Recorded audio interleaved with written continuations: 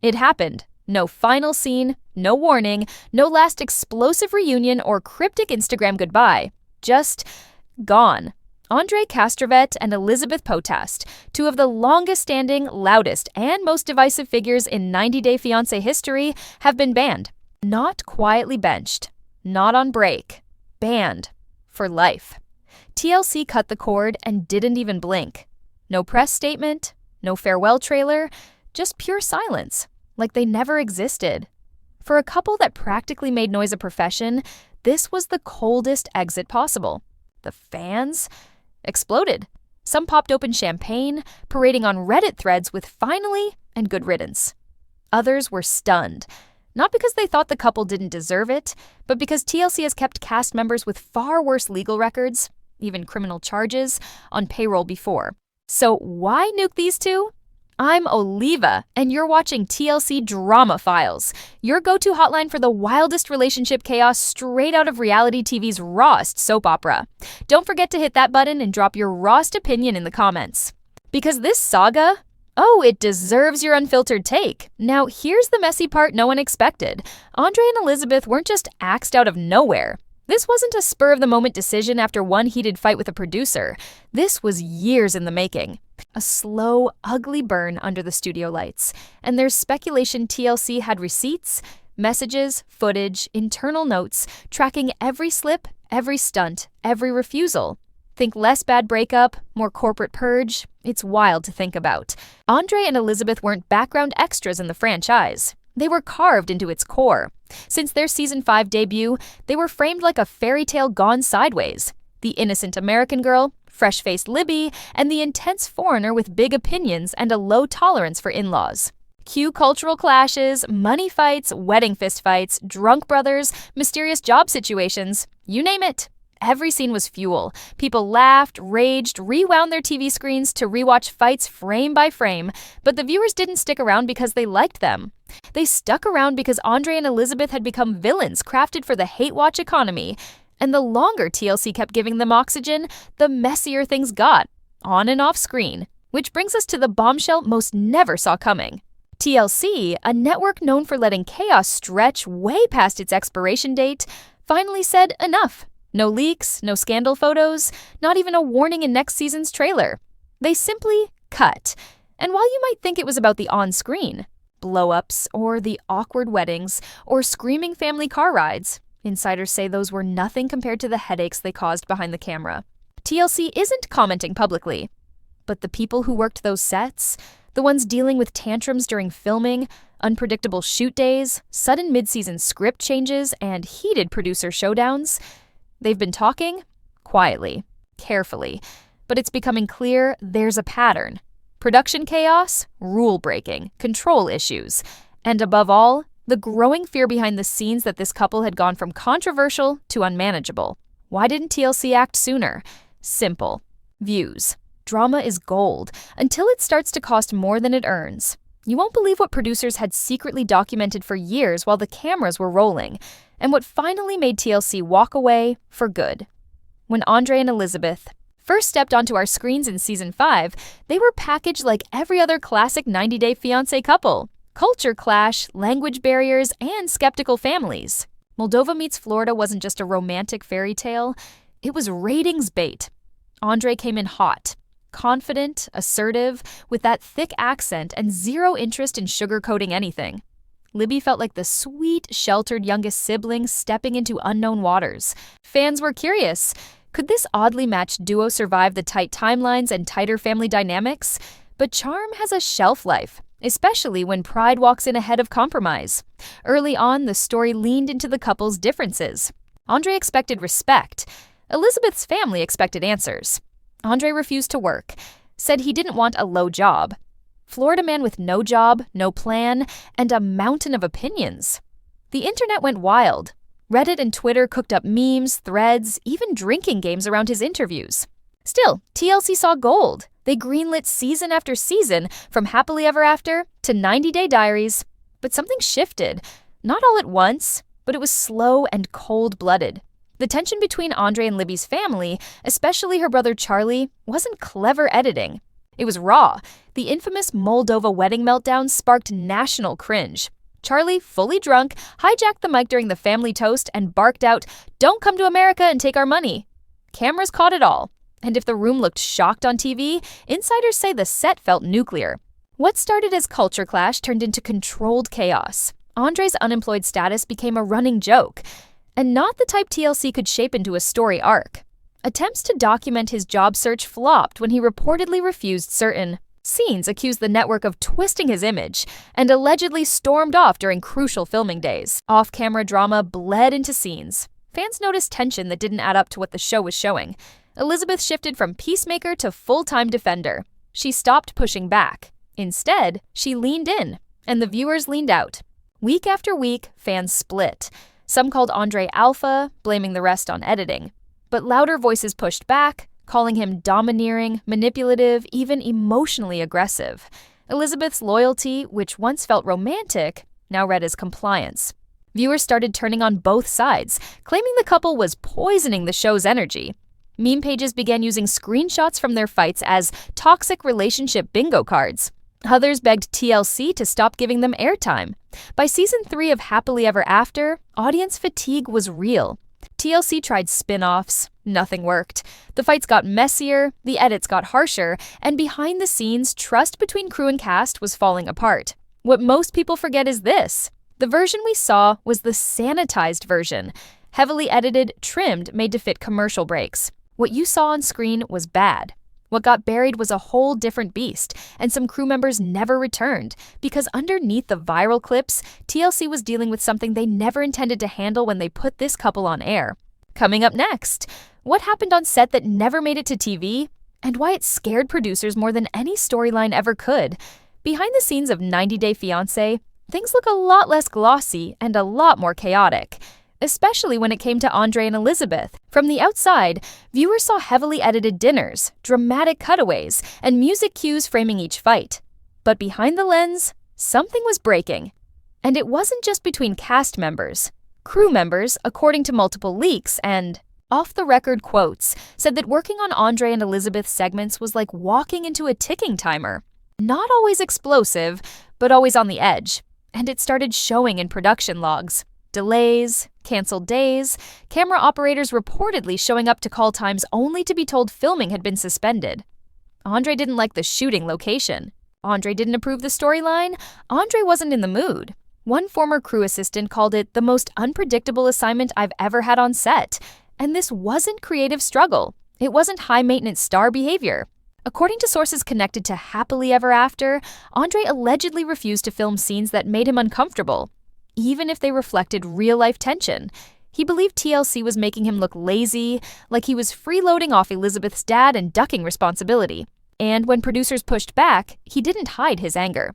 During the filming of Season 6, insiders claim Andre stormed off set in the middle of a family dinner scene because he didn't like how his argument with Chuck was being portrayed.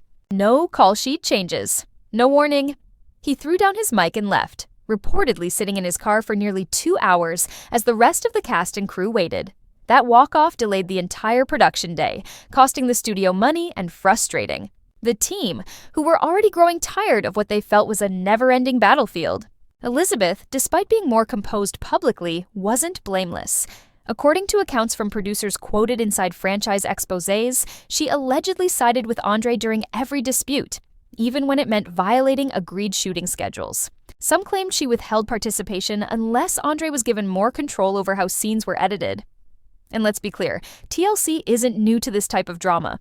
They've managed all kinds of meltdown moments. But what made this couple different wasn't one big explosion.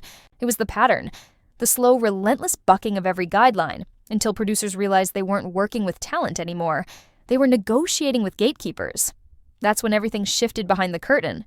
Rather than adapt around Andre and Elizabeth, TLC started documenting every infraction. Repeated scene refusals, last-minute script rejections, sudden scene renegotiations, unauthorized social media spoilers.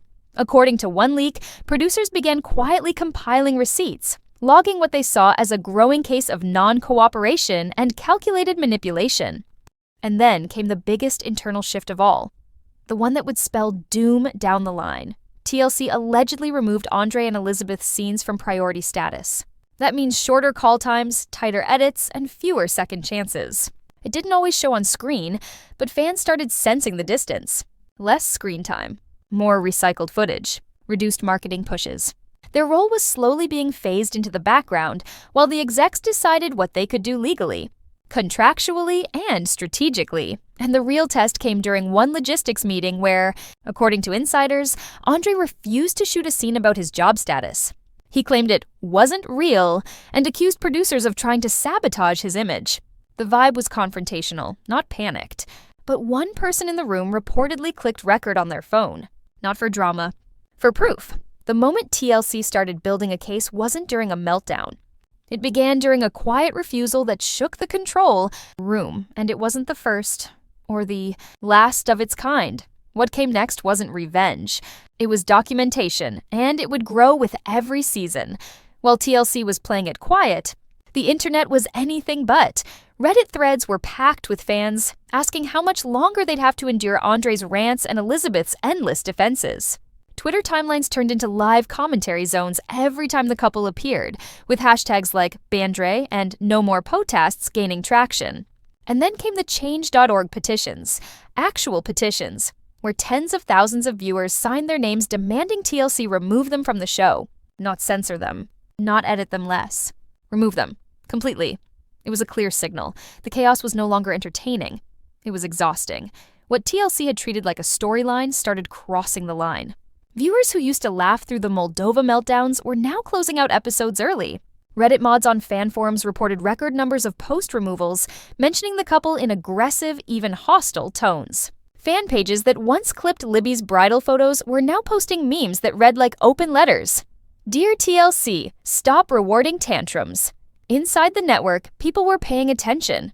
Metrics started slipping. Segments featuring Libby and Andre saw faster viewer tune-outs on demand and YouTube recaps.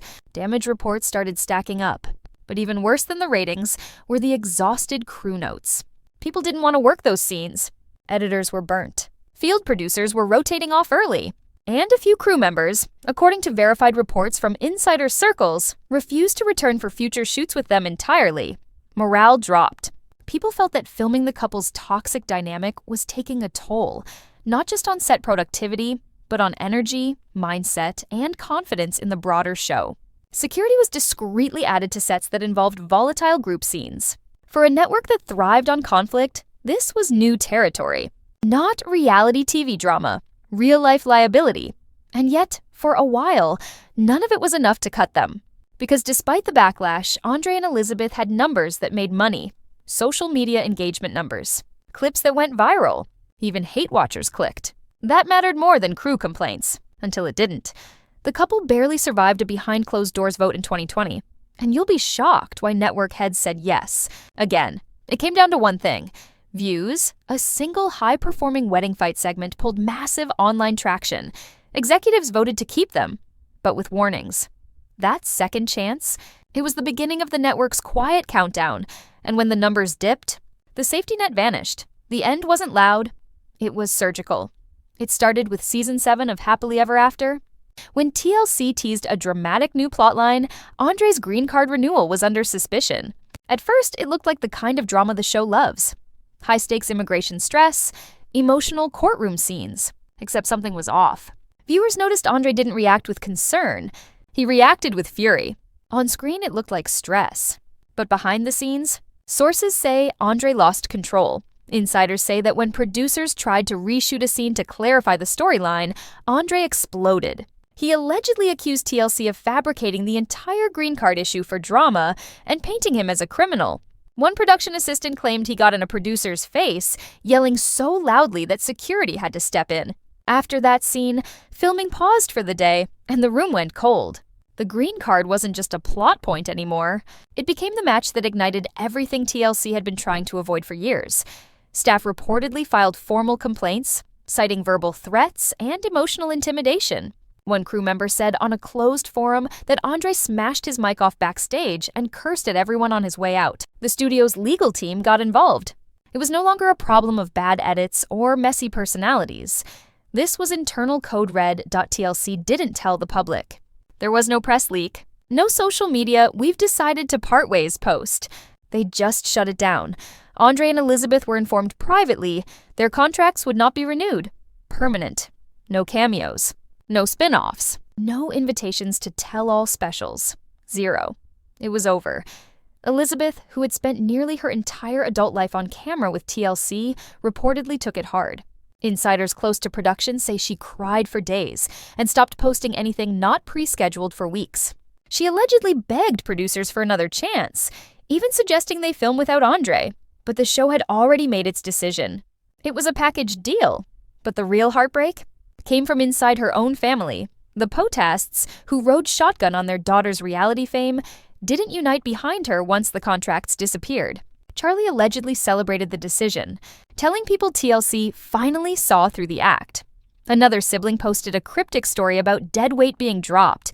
Even Chuck, the quietly supportive dad, reportedly acknowledged that things had gone too far. What shocked insiders wasn't the ban. It was how fast their closest family turned once the TLC deals disappeared. No cameras. No incentives. Just silence. And distance. And it left Andre and Elizabeth more isolated than ever before. After the ban, it was like they vanished into thin air. No spin-offs. No reunion invites. No surprise cameos in the group specials where TLC usually drags back every familiar face for cheap drama. Andre and Elizabeth's names were wiped from internal casting sheets, according to 2 ex-crew insiders. Network emails quit mentioning them. They weren't being quietly shelved. They were being scrubbed. The same couple who once had entire episodes built around family fights and awkward barbecues was now too hot for even background B-roll. Fans noticed fast. Promo clips dropped without them, and Reddit threads exploded. Wait, where are Liz and Andre? By the time viewers realized they weren't coming back, they already weren't missed. And their own family split right down the center. Chuck, forever torn between peacemaker and enabler, kept quiet. But someone who worked near production claimed he admitted to a producer. It got out of control. We lost the plot. Charlie, meanwhile, couldn't resist rubbing salt in the wound. Allegedly told acquaintances at a Florida party that TLC did what they should have done years ago and called Andre a camera-chasing fraud. Petty or not, the message was clear. There would be no united family front. Andre didn't take it well. After news broke in industry circles about the lifetime ban, his public tone shifted. Gone were the family selfies. In their place, sour captions, jabs about being used, vague posts about betrayal and false narratives. One post even hinted at legal action. Another, a cryptic threat to tell the truth about this fake industry, but truth never came. And neither did the audience. Elizabeth's reaction couldn't have been more different. No rants, no rages. Just quiet retreat. Deleted highlights. Muted comments. An Instagram story quote about knowing when to let go. Zero response from TLC. Internally, she had reportedly reached out, offering to return in any form. One-off interviews. Solo appearances. Rebuilding arcs. Even without Andre, they said no. Flat out. Executives allegedly felt it was too dangerous to re-engage. Not in the legal sense, but in trust. Production had been burned too many times, and fan trust completely eroded when the network pushed the story well past its breaking point. At her lowest point, Elizabeth reportedly begged to stay on the show, and what TLC allegedly told her will break your heart. No edits, no spin. It's over, and just like that, the screen faded to black. No applause. No reunion, just silence, and the echo of a door TLC now refuses to reopen. The silence hit harder than the ban. For Andre and Elizabeth, this was more than losing a contract, more than losing the check. They lost relevance. And for a couple who'd built their entire identity around being televised, that hit deep. No more cameras. No boom mics. No producers nudging them toward a dramatic arc. No audience waiting for the next tantrum in a Moldova Airbnb reality TV doesn't just give you exposure. It rewires your life. Every birthday party becomes a storyline. Every fight can be monetized. Every outfit is potential affiliate content. One scene gets you Instagram followers, those followers attract brand deals, and suddenly, you're living an entire second life off scripted chaos. But once it's gone, it's withdrawal. People don't talk about the fame hangover, but it's real. Subtle at first, then brutal. Andre wasn't just angry, he looked lost. His tone on social media turned restless, defensive, paranoid. No more "look at our sweet family" captions. Instead, long rants, vague swipes at networks, and hashtags that didn't land. Things like "real ones know" and "reality killed reality." Followers dropped off. Engagement dipped. Even the haters went quiet. The comments weren't angry anymore, just absent. That limbo space, not famous enough to trend, not unknown enough to disappear, wrecks your rhythm. For people who fed off the algorithm was now ignoring them. Andre allegedly told friends he felt cut off from his own platform. He wasn't talking about Instagram. He meant TLC, the stage, the show, the validation that came from millions watching, reacting, debating whether you were a hero or the villain. It didn't even matter which one. Just that you mattered, and it showed in their next moves.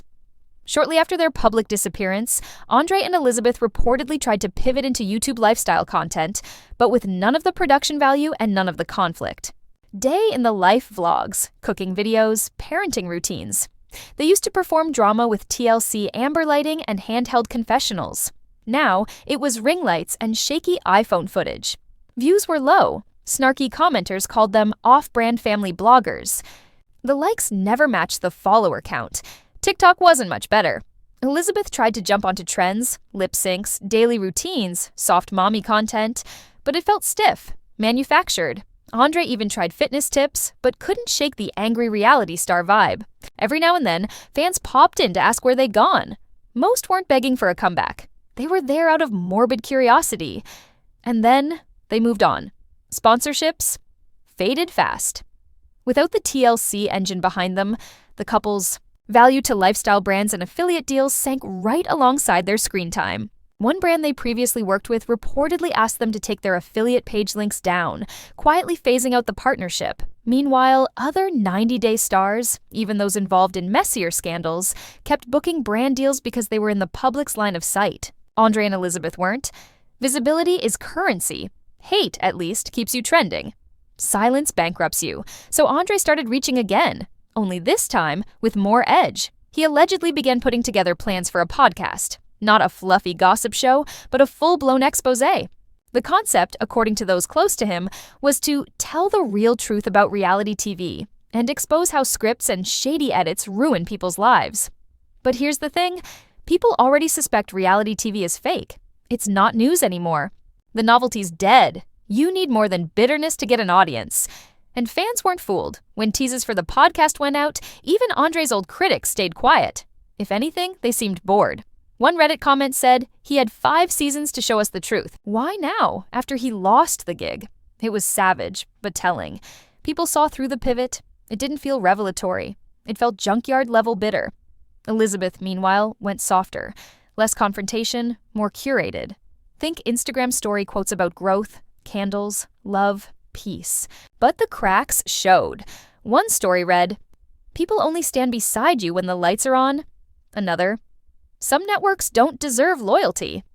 It felt like she knew the door was closed for good, like she wanted people to guess she was wronged, without having to say who did the wronging. Still, not everyone checked out. There's always a small window of opportunity in infamy. A niche group of fans who love a redemption arc, or at least want a good dumpster fire to watch in slow motion. Some believe if they start a digital-only, reality-style channel stripped of network constraints, they could maybe lure back a chunk of their original audience. No filters, no TLC leash, just raw footage, wild rants, and uncut home chaos. And the scary part? That might actually work, because while most people don't want to see Andre again, reality TV has never been an industry that rewards public opinion. It rewards clicks. Andre thinks he still has the fans on his side, but what the numbers show tells a very different story. Their last YouTube vlog barely broke 10,000 views.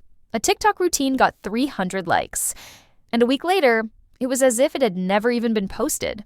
So now the real question is, how far are they willing to go to get that spotlight back? And what do they risk, again, to feel important one more time? There are turning points in reality television, moments that force networks to change, how they cast, how they write contracts, and how much chaos they're really willing to cash in on. For TLC, Andre and Elizabeth were that turning point. Executives won't say it publicly. You won't find an official memo or a policy update with their names in bold. But insiders who worked inside the 90-day franchise say the shift was real.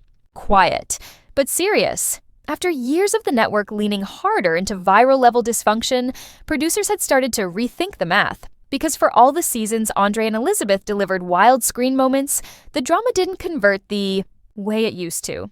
And the toxicity was beginning to infect the core brand. Internally, some crew reportedly refer to those seasons as production purgatory.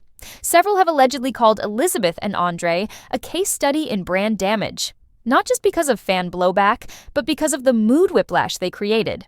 One minute you're filming heartfelt immigrant storylines.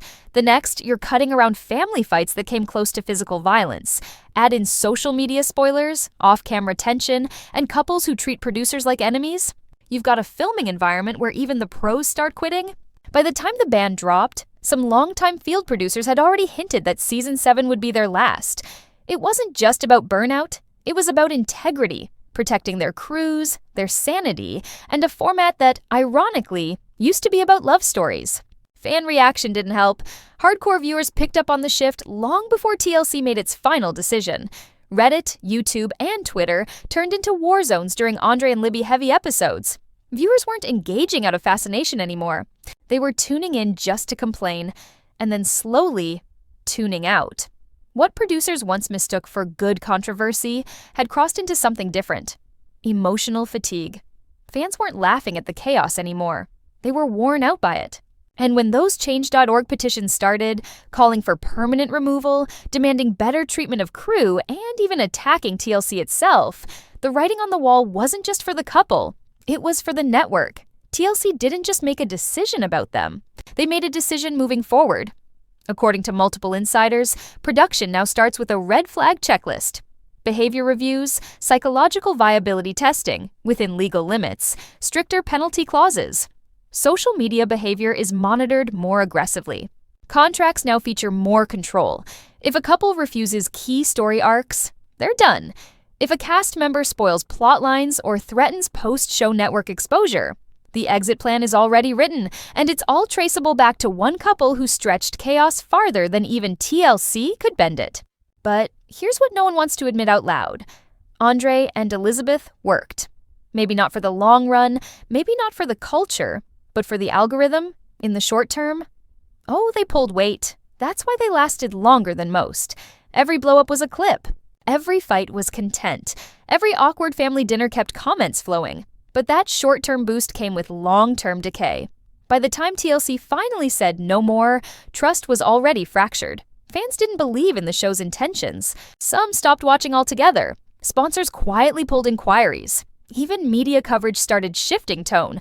Less look at the crazy couple, more why is this being platformed? Viewer psychology matters, especially in reality TV. People come to the screen for escape, but they stay when they can root for someone. Or when the villain is fun. Andre and Elizabeth stopped being fun. They weren't outrageous in a charming way. They were exhausting. And once their story flattened into the same recycled argument every season, even the defenders logged off. The affection some audience members had for Libby early on, gone. The fascination around Andre's bluntness, replaced by cringe. Every segment started to feel like homework no one wanted to do anymore. And TLC, once addicted to their numbers, realized keeping them was costing more than it was worth. Here's the bitter truth. The flame that built their brand also burned their bridge. TLC built them up with spotlight after spotlight, but once it collapsed, nobody rushed to help fix the wreckage. Their social following is a fraction of what it once was. Their content doesn't trend. Their name, once hot topic material, barely gets a headline because they broke the trust, first with their crew, then with the network, then, finally, with their audience. And as of now, no one's fighting to bring them back. And still, Andre and Elizabeth aren't even the most scandalous couple TLC ever dropped. Wait until you hear what this pair did to get blacklisted from the network forever. Next episode? You won't want to miss it.